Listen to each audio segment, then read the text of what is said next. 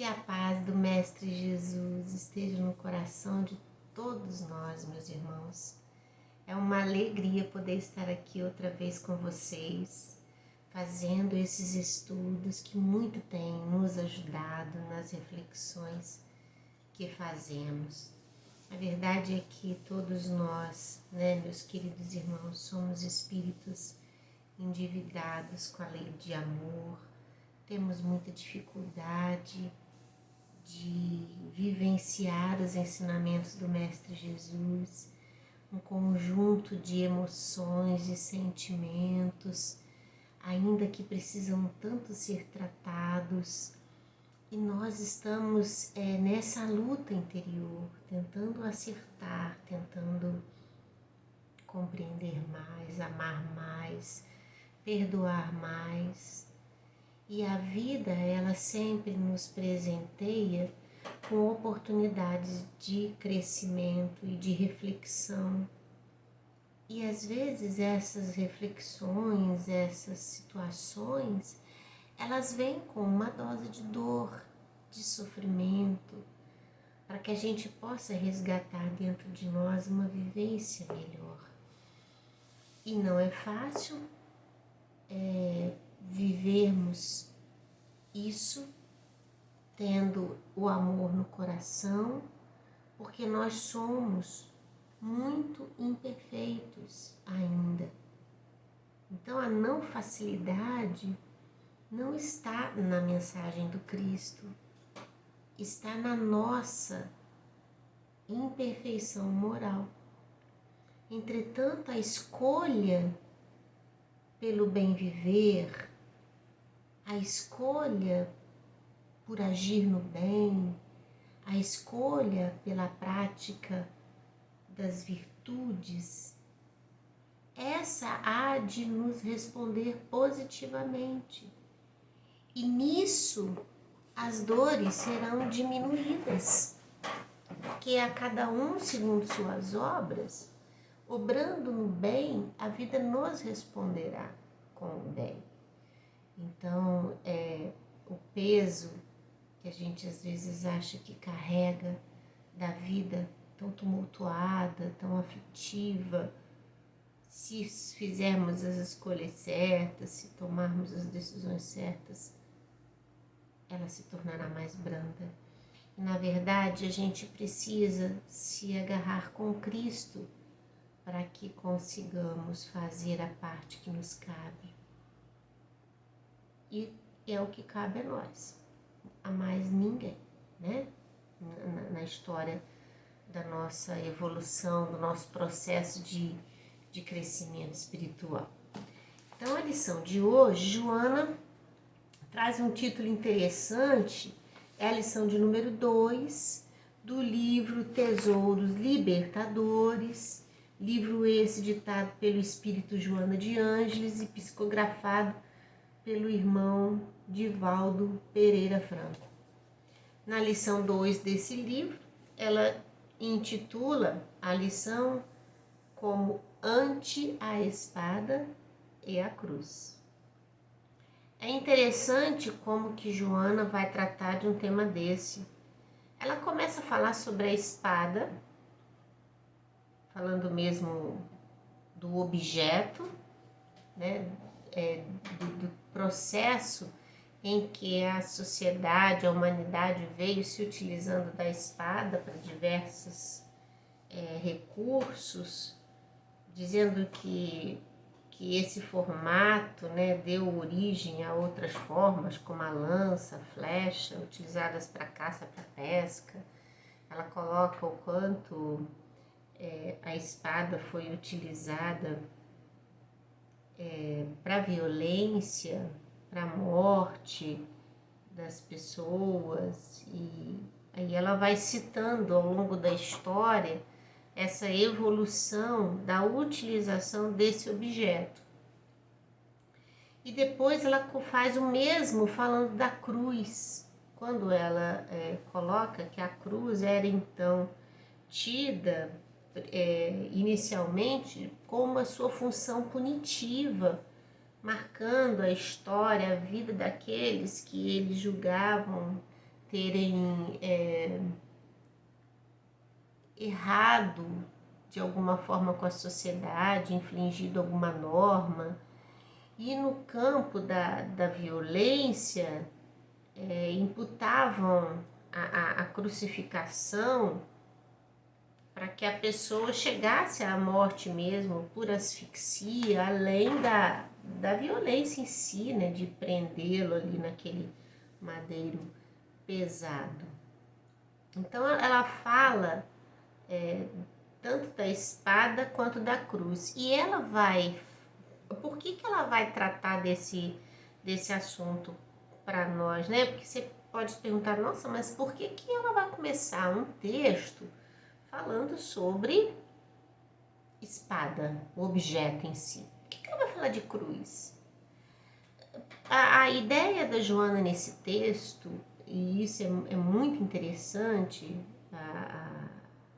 a comparação que ela faz, porque ela coloca esse objeto cortante, o objeto físico, a espada, que hoje está em desuso, mas que existe a espada cortante que está no nosso pensamento, nas nossas palavras, nos nossos gestos, que fere igualmente o ser, que prejudica, que leva muitas almas ao desencanto, ao sofrimento, propiciando mesmo em muitos o nascedouro do desejo de suicídio.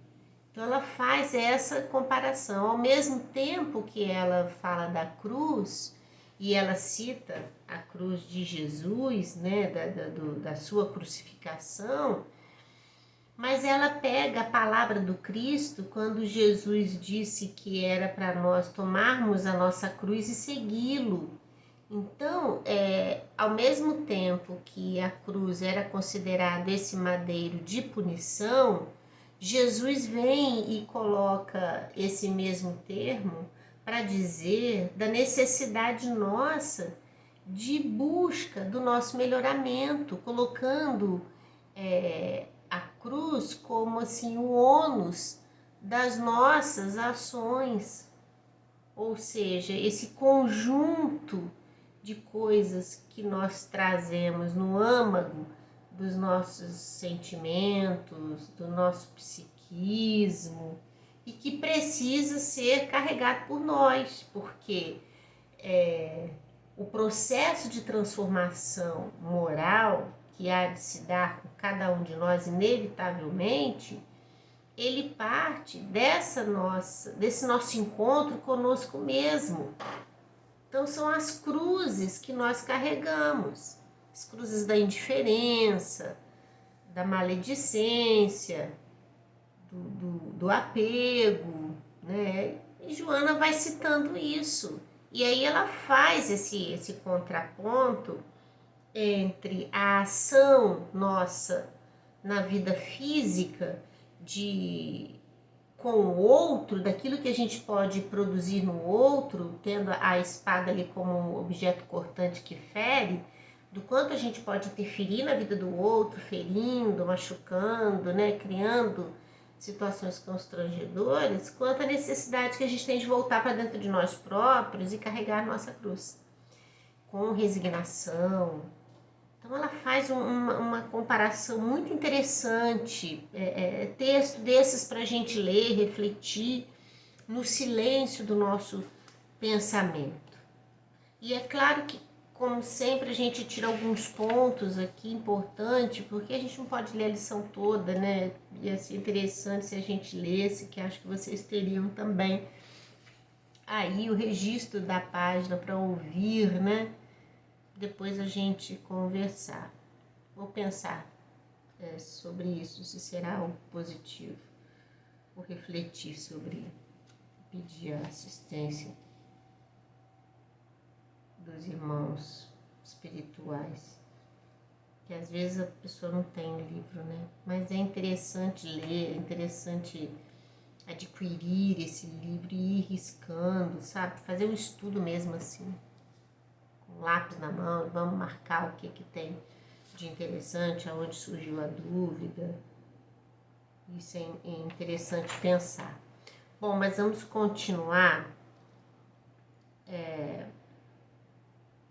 Jesus falando então da humanidade, do processo da humanidade de transformação que modificou o sentido da utilização da espada e que também a cruz, que era tida como algo de punição, ele traz para o olhar libertador, né, de que quando nós conseguimos carregar a nossa cruz com resignação e trabalho, nós nos libertamos das cruzes instituídas por nós próprios. Então ela vai citar, interessante aqui, ela vai citar fazendo esse contraponto entre a espada e a cruz, ela vai citar o momento em que Jesus aguardava Judas, que viria trazendo os soldados que o levariam para todo aquele sofrimento, né, físico e de dor que a humanidade presenciaria com a crucificação dele. E nisso que Judas chega com os guardas e que o beija a face, o identificando entre os demais, Pedro, num afã de querer proteger o Cristo, ele retira a espada e arranca a orelha de um dos guardas, do guarda que o apega, né, prende Jesus. E nessa hora, Jesus olha para Pedro e manda Pedro embainhar a sua espada. E ele cura, né, ele restitui a orelha do guarda. Então, Joana, ela vem falando sobre os dois objetos e quando ela termina de descrevê-los, ela fala sobre isso. Ela fala: na gloriosa história do cristianismo, aturdido no Getsemane, Pedro tomou de uma espada e decepou a orelha de Malco, que Jesus curou, advertindo-o para que a embainhasse, porque todo aquele que a usa para ferir, torna-se-lhe vítima do afiado gume. Então, Joana está colocando aqui nessa passagem da advertência do Cristo que nenhum mal que a gente faça para outra pessoa fica despercebido na história da nossa evolução. A gente sempre vai deixar marcas nas outras pessoas. E é necessário que deixemos boas marcas. É necessário que busquemos o exercício da caridade e do amor para com o próximo. Porque a vida, ela nos responde de acordo com as nossas ações, com as nossas escolhas. Não tem como a gente se furtar disso. Ela continua, por sua vez, a cruz na qual ele foi supliciado até a morte deixou de ser vista apenas com a finalidade de matar, tornando-se instrumento libertador para a vida sublime e perene. Porque, meus irmãos, veja bem, a morte do Cristo, a crucificação de Jesus, né, o momento em si, foi marcado por uma história de liberdade, porque o Cristo, apesar de ter se submetido a tudo aquilo que a humanidade na época o submeteu, Jesus não se tornou subjugado, porque Jesus sabia que Deus naquele momento o amparava e que estava se cumprindo ali o que era necessário de acordo à vontade de Deus. E é por isso que Jesus, num ato de imenso amor, pede que Deus nos perdoe, porque nós não sabíamos o que estávamos fazendo. Então, aquele estado todo que para muitos poderia ser o fim, Jesus deixou muito claro que era o começo da verdadeira vida, da vida de libertação, dessa vida marcada pela dor, pelo jugo, pela violência. Então ele dá para esse objeto cruz um outro entendimento. A humanidade nem se deu conta, sabe, meus irmãos, do quanto as ideias foram modificadas no tempo em que o Cristo esteve entre nós. A humanidade nem se deu conta, porque se pararmos para pensar nos detalhes da vida toda do Cristo, de todas as passagens, das parábolas narradas, dos atos de exemplificação de amor, das curas que ele fez, disso tudo, em todo esse momento, tinha ali um ensinamento de profunda beleza e de profundidade de conhecimento. E mesmo que todos aqueles que lá estavam, né, reencarnados naquela época, e todos que ouvem as narrativas das histórias vividas por Jesus, nenhum é o mesmo, porque há uma modificação natural, é impactante. O campo das ideias se modifica sem que o ser, né, o espírito perceba. Ela continua antes falando de Jesus. Jesus já havia diminuído o caráter punitivo da cruz, na qual era utilizada, ao propor que cada um deveria tomá-la sobre os ombros, a fim de segui-lo. Então, no Evangelho, capítulo 24, item 17 e 18, deixa eu deixar marcadinho aqui. O item 18 está escrito assim, ó. O título é Carregar sua cruz. Quem quiser salvar sua vida irá perdê-la. O item 17 fala: bem-aventurados os homens que sofrerem injúria em nome dele, né?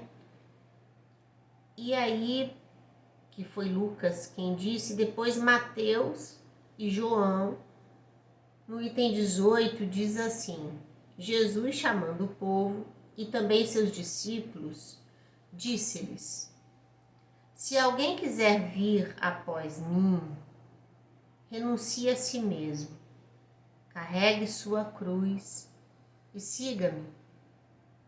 Pois aquele que quiser salvar sua vida irá perdê-la, mas o que perder a sua vida por mim e pelo Evangelho irá salvá-la.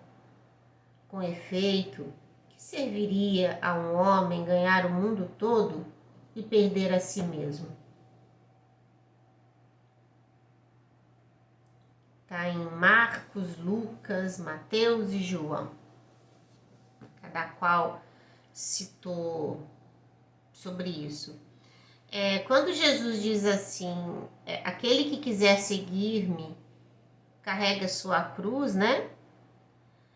Isso ele está colocando que nós deveríamos suportar as tribulações da vida e estar ao seu lado.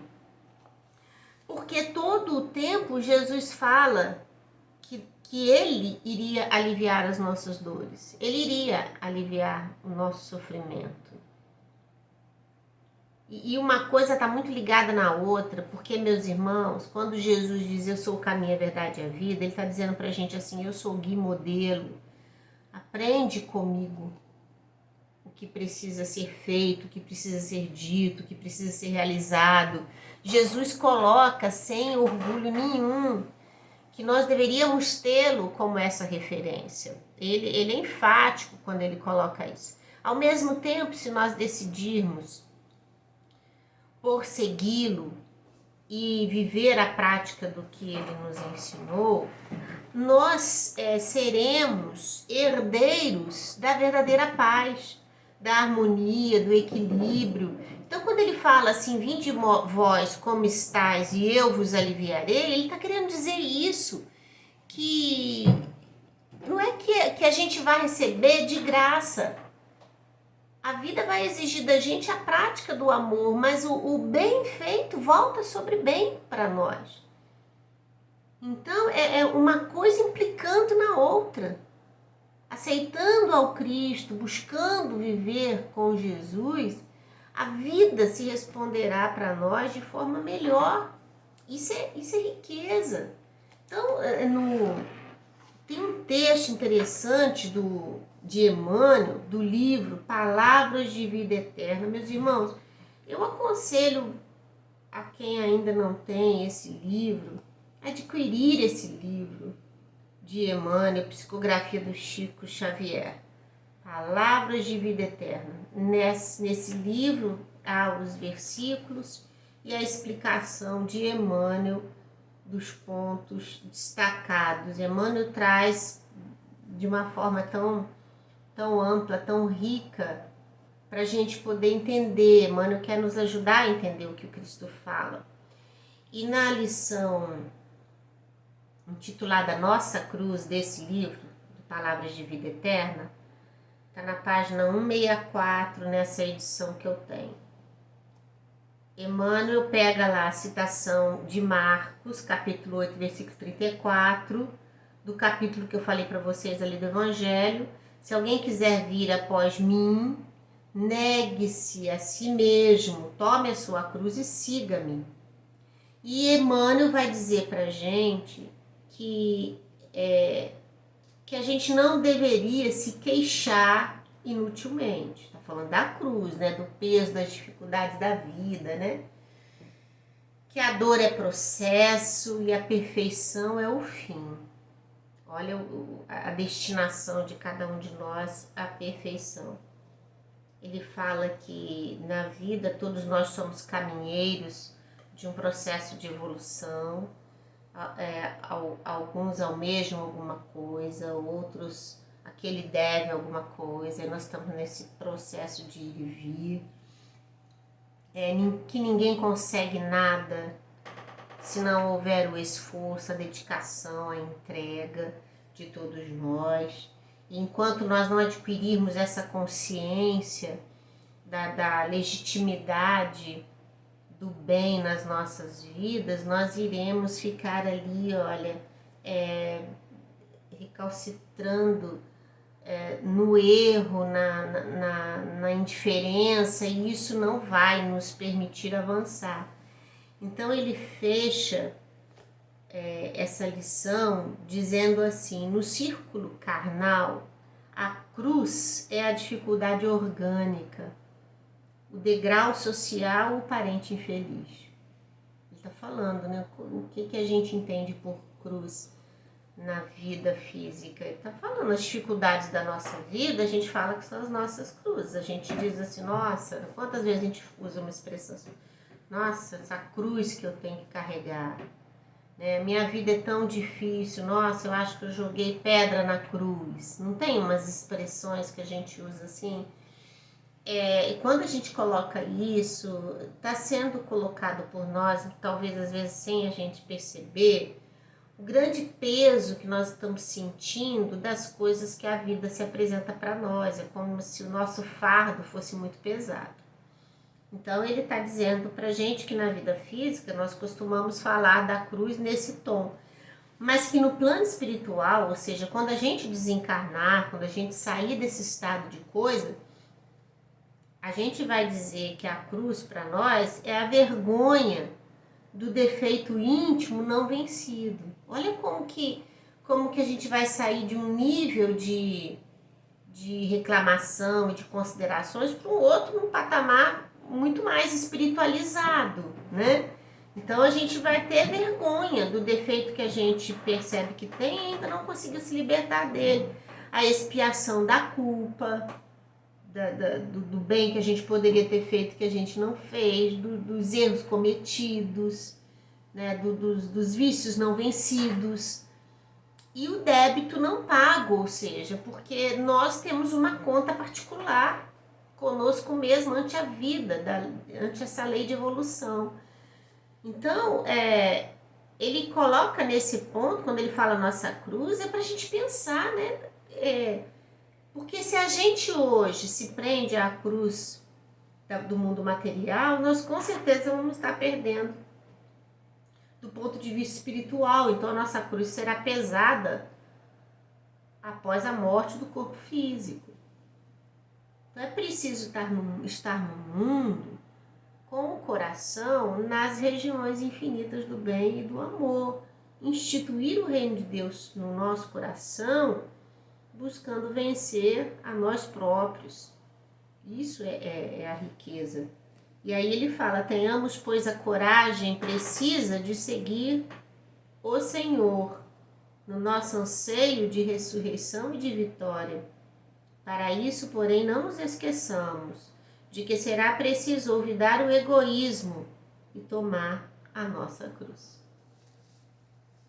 Então, Emmanuel vem de novo aqui corroborar com as palavras de Jesus, de que na vida a gente precisa muito mais ter o olhar interno para as nossas ações do que ser juízes da ação do outro, que tudo condena, que tudo reclama, que se ofende por tudo, né? Porque a cada um é dada a oportunidade de fazer o bem, e aquele que ainda não faz é porque ainda não entendeu a importância de fazê-lo. Joana continua na lição dela, quando fala, né, que Jesus tinha mudado o sentido da cruz, não como punição, mas como essa estrutura íntima nós ante a vida, e Emmanuel vai nos chamar a atenção ali nesse livro, Palavras de Vida Eterna. A Joana continua dizendo pra gente que, voltando à espada, aí ela sai um pouquinho da cruz, volta para a espada, e ela diz que existem também espadas destrutivas, que não são de confecção moral, porém espadas simbólicas têm efeitos danosos